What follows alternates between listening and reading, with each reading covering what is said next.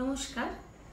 আজ আমরা মধুপর্ক গানের আসর এখানে একত্রিত হয়েছি আমাদের রবি পূজা সম্পন্ন করব বলে।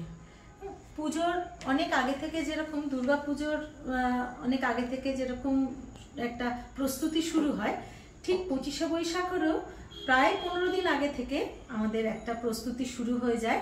তা সেই প্রস্তুতি পর্বতে আমি মৌসুমী মণ্ডল, রুমাদি, আত্রেয়ী, রূপাদি, মঞ্জিমাদি এবং তার সঙ্গে রয়েছে আমাদের মলয় মাহাতো।